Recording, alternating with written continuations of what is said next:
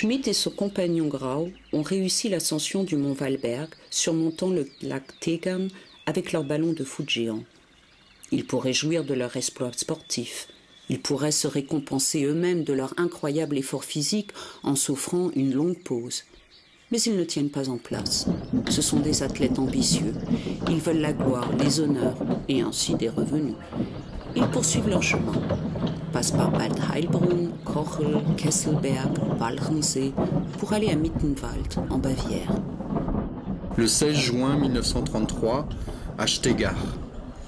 Une chance que nous ayons tout de suite trouvé une place, à savoir une remise chez un aubergiste.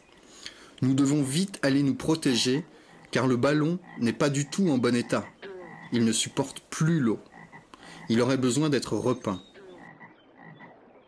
Le voyage des ballonnautes continue en direction de Göggingen et passe par Herbrechtingen, Heidenheim, Itzelberg, Aalen, Schwäbisch Gmünd und Weschenbeuren. Schmidt rend visite à sa fiancée le temps d'un week-end à Augsbourg. À son retour, la situation avec son compagnon se détériore gravement. Schmidt doute de l'honnêteté de Grau. Le soir, quand j'ai fait les comptes avec Grau, on avait récolté si peu d'argent qu'une drôle d'idée m'est venue soudain à l'esprit. Il y a quelque chose qui cloche. Jacob Schmidt rumine. Est-ce que Grau a empoché de l'argent en secret?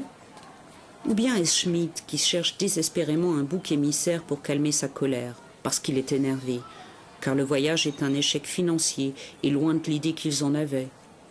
Sur le plan humain, son compagnon n'a pas déçu de Schmidt.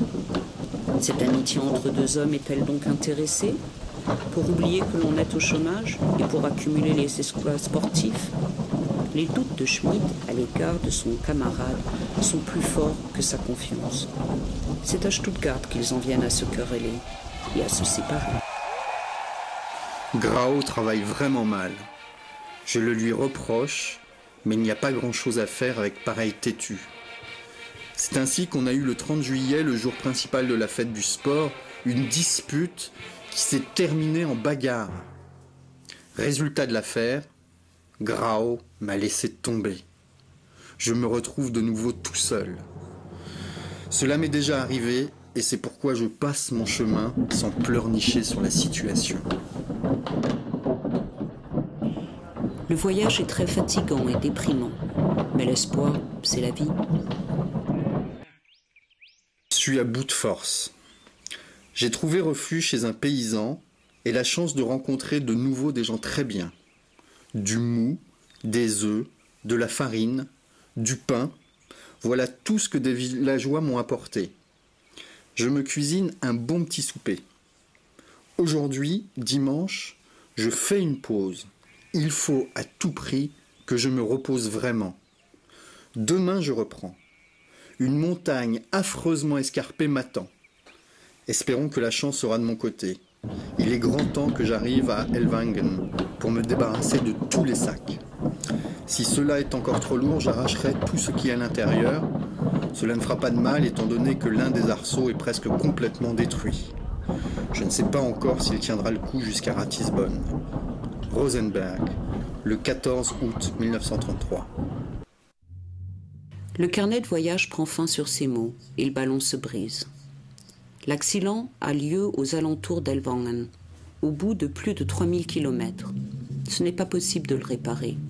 Le ballon n'a marqué aucun but. On siffle la fin du match.